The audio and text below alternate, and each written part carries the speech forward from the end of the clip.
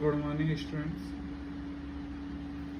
तो previous class में हम लोग डिस्कशन कर रहे थे अबाउट द स्प्रिंग कांस्टेंट, और उसमें मैंने बताया था कि हमेशा किसी भी स्प्रिंग के लिए फॉर एनी स्प्रिंग के इंटू एल का मल्टीपल हमेशा क्या रहता है, कांस्टेंट। ठीक है, के इंटू एल का मल्टीपल हमेशा क्या था, कांस्टेंट। उसके बाद हम पढ़े थे कि हम यदि स्प्रिंग को इक्वल पार्ट्स में डिवाइड कर देते हैं तो स्प्रिंग कांस्टेंट कैसे चेंज होता है। यदि हम स्प्रिंग को अनइक्वल पार्ट्स में डिवाइड करते हैं तो स्प्रिंग कांस्टेंट नया क्या जनरेट होगा। तो पहले क्वेश्चन सॉल्व करो, ठीक है। If A spring is cut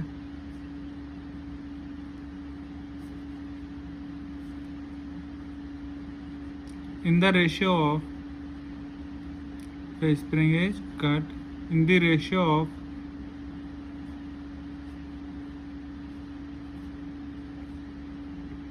5:9, 5:9, then found the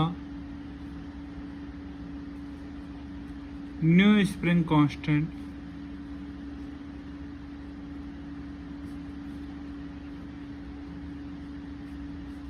for each part।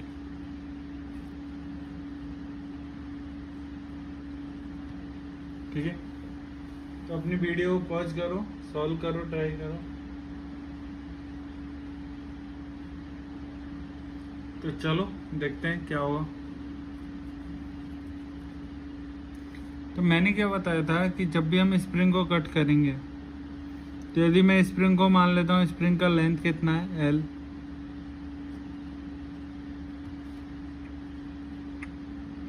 और स्प्रिंग कांस्टेंट कितना है, के।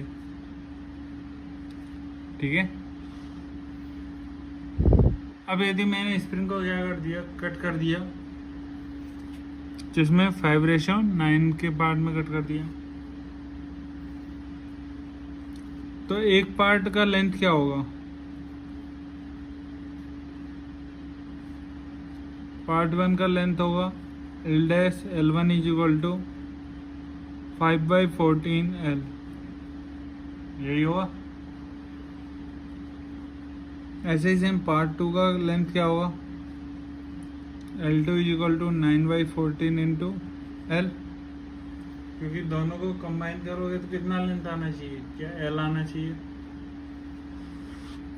अब हमें पता है K इंटू L का मल्टीपल हमेशा क्या रहता है, कांस्टेंट। हमेशा कैसा रहता है, कांस्टेंट रहता है, K इंटू एल।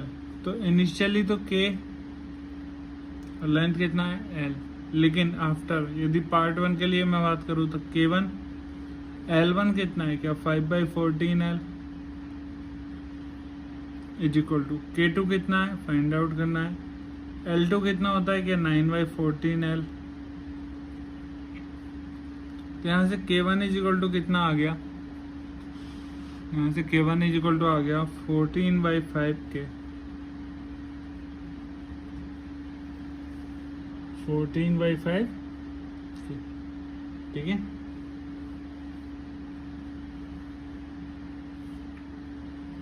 ऐसे ही सेम यहाँ से K2 कितना आ गया,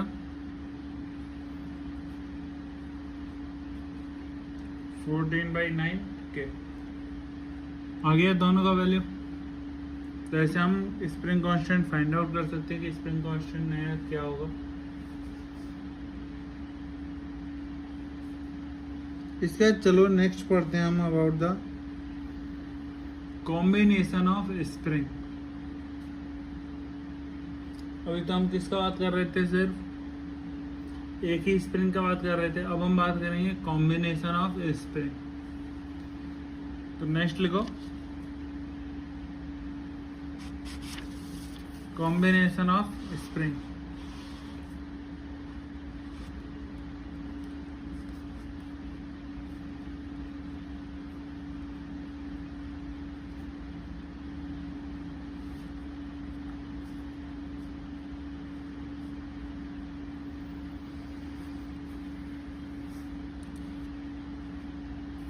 तो कॉम्बिनेशन ऑफ अब स्प्रिंग में हम दो टाइप का बात करने वाले हैं। यदि हम स्प्रिंग को किस में अटैच करें, सीरीज कॉम्बिनेशन में।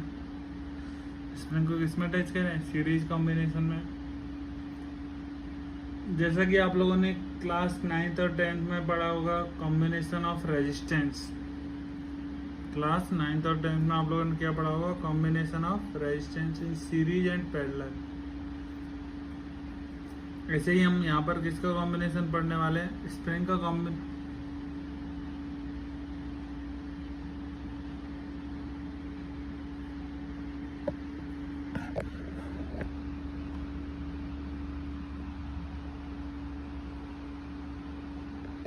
तो हम पढ़ने वाले हैं स्प्रिंग का सीरीज कॉम्बिनेशन और parallel combination.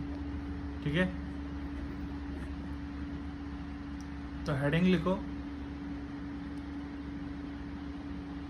First series combination of spring.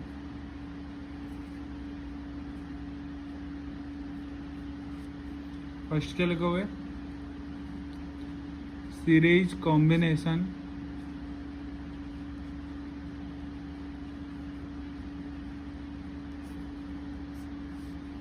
तो देखो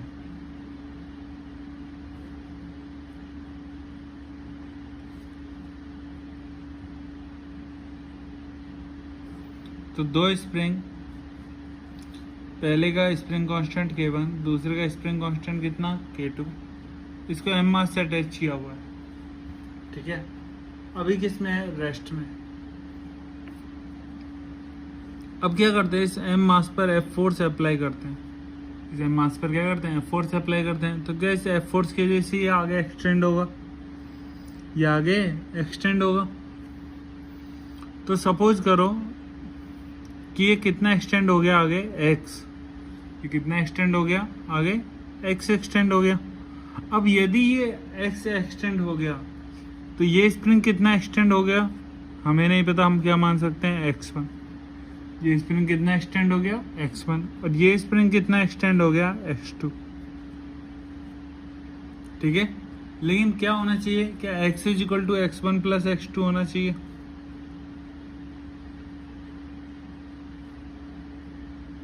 जो टोटल एक्सटेंशन हुआ है वो किसके इक्वल होना चाहिए, एक्सटेंशन इन इस स्प्रिंग के सम के इक्वल होना चाहिए।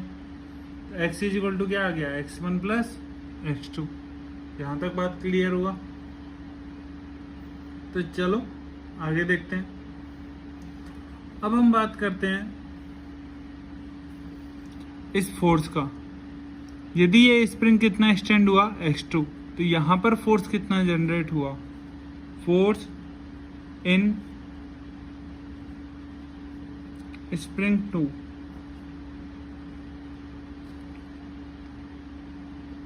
कितना हो गया, K2x2।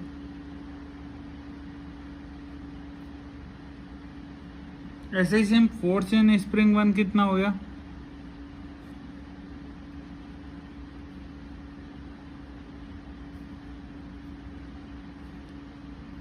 K1x1। ठीक है,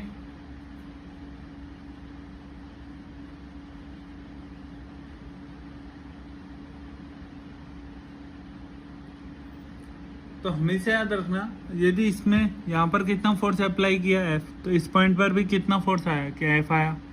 तो through out the all spring, जब भी हम सीरीज कॉम्बिनेशन का बात करेंगे तो हर स्प्रिंग में थ्रू आउट हमेशा फोर्स क्या रहता है, सेम। थ्रू आउट हमेशा फोर्स क्या रहता है, सेम।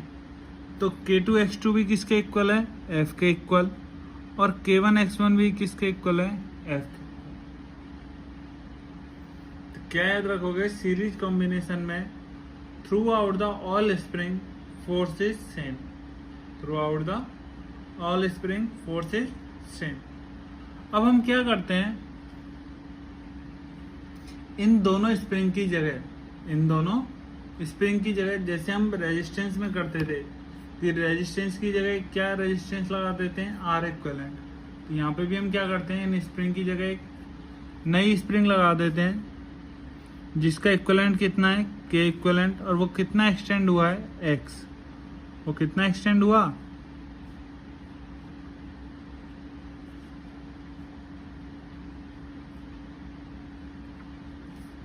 ठीक, ये स्प्रिंग कितना एक्सटेंड हुआ x, इसका k कितना है k इक्विवेलेंट।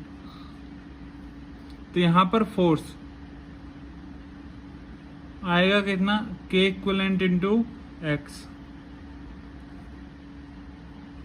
ठीक है, तो यहाँ से क्या मैं x इज इक्वल टू लिख सकता हूँ F अपॉन k इक्विवेलेंट। यहाँ से मैं x को किसके इक्वल लिख सकता हूँ F अपॉन k इक्विवेलेंट।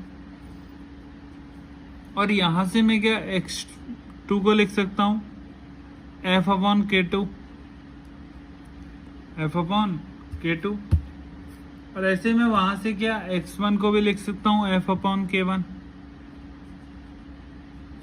लेकिन क्या है x इज इक्वल टू तो x1 प्लस x2, x is equal to क्या है x1 प्लस x2। तो फिर क्या आएगा, तो x की जगह क्या लिखोगे क्या F upon k equivalent is equal to F upon k1 F upon k2। F से F कैंसिल आउट हो गया, तो क्या आ गया रिलेशन 1 अपॉन k इक्वलेंट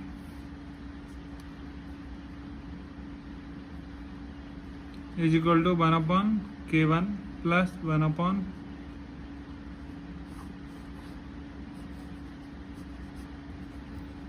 तो सीरीज कॉम्बिनेशन में हमेशा याद क्या रखोगे 1 upon k equivalent is equal to 1 upon k1 plus 1 upon k2। ये क्या रेजिस्टेंस में हम पैरेलल कॉम्बिनेशन में पढ़ते थे, ये formula 1 upon r equivalent is equal to 1 upon r1 plus 1 upon r2। ये हम किस में पढ़ते थे, रेजिस्टेंस के पैरेलल कॉम्बिनेशन। आया बात समझ में। नेक्स्ट लिखो parallel combination of spring. Direct लिख लो जैसे यहाँ पर लिखा है सीरीज कॉम्बिनेशन। नेक्स्ट क्या लिखोगे, parallel combination.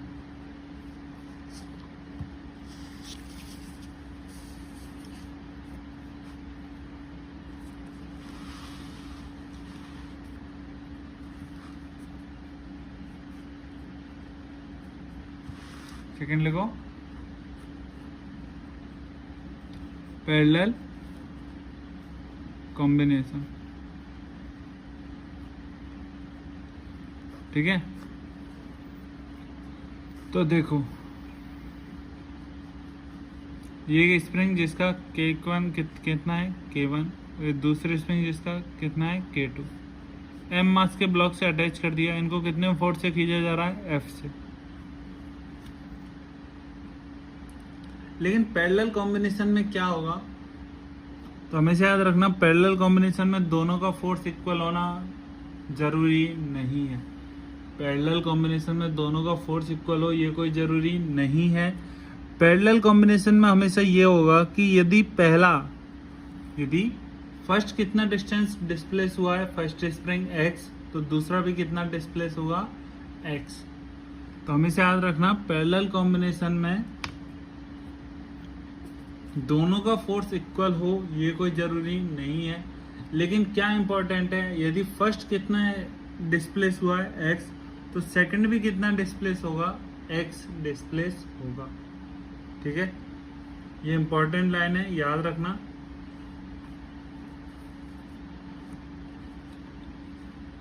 In the parallel combination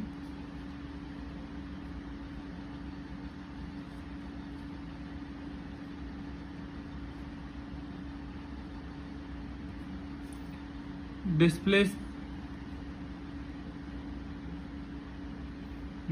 of both spring is same। ठीक है, अब देखो यदि ये कितना एक्सटेंड हुआ x, यदि हम इसको यहाँ से कितना ले गए x ले गए, तो ये भी कितना एक्सटेंड हुआ x, और ये भी कितना एक्सटेंड होगा x। तो force by spring 1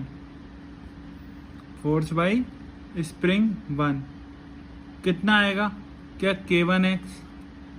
force by spring 1 कितना आ जाएगा K1x। ऐसे ही सेम फोर्स बाई स्प्रिंग 2 कितना आ जाएगा,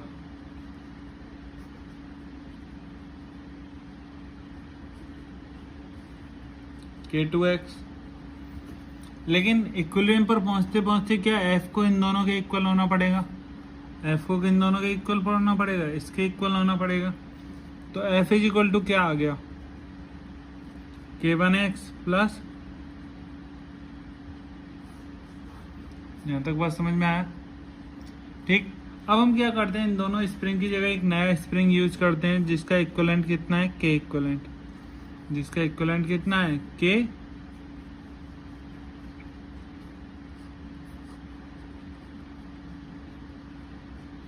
अब इसे भी कितने फोर्स से खींचे, F से। ये भी कितना एक्सटेंड होगा, X। ये भी कितना एक्सटेंड होगा, X एक्सटेंड होगा। तो इस पर इक्विलिब्रियम पर force F is equal to क्या होगा, K equivalent into X। Equilibrium पर ये फोर्स किसके इक्वल होगा, K इक्विवेलेंट इंटू X। लेकिन ये फोर्स पहले ही किनके इक्वल है, क्या K1x प्लस K2x के।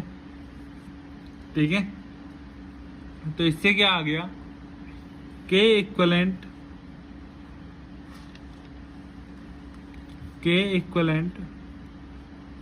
Into X is equal to K1x plus K2x। क्या X दोनों से कॉमन आ गया, K1 plus K2 into X से तो क्या हो गया, cancel out. K equivalent is equal to क्या आ गया, K1 plus K2। K equivalent is equal to क्या आ गया, K1 प्लस K2। ये किसका फॉर्मूला है, parallel combination of spring. Parallel combination of spring में हमेशा याद रखना दोनों स्प्रिंग का क्या सेम होना चाहिए, जो चेंज इन लेंथ हो रहा है, जो दोनों स्प्रिंग का लेंथ में जो चेंज हो रहा है वो हमेशा क्या होना चाहिए, सेम होना चाहिए, ताकि ब्लॉक जैसा इनिशियल में हमें गिवन है, ताकि ब्लॉक जैसा हमें इनिशियल में गिवन है फाइनल में भी उसी टाइप में रहे। ब्लॉक का शेप, जो साइज है या डायरेक्शन है वो चेंज नहीं हो। कंस्टेंट हम लोगों ने इसमें क्या माना कि ब्लॉक का जो शेप, साइज या फिर ब्लॉक का जो ओरिएंटेशन हम बोल सकते हैं वो चेंज नहीं हो। तो सीरीज कॉम्बिनेशन में through out the all spring हमेशा क्या रहेगा, फोर्स सेम रहेगा। ठीक। और पैरेलल कॉम्बिनेशन में क्या सेम रहेगा, डिस्प्लेसमेंट या चेंज इन लेंथ, तो सभी में क्या रहेगा, सेम रहेगा। ठीक है, तो ये याद करना। इसके बाद का नेक्स्ट क्लास में डिस्कस करेंगे, जिसमें इसके क्वेश्चन बाकी हैं अभी कॉम्बिनेशन ऑफ स्प्रिंग के। एक दो और क्वेश्चन है डिफरेंट टाइप्स के मिसलेनियस, वो भी डिस्कस करेंगे। तो चलो नेक्स्ट क्लास में मिलते हैं।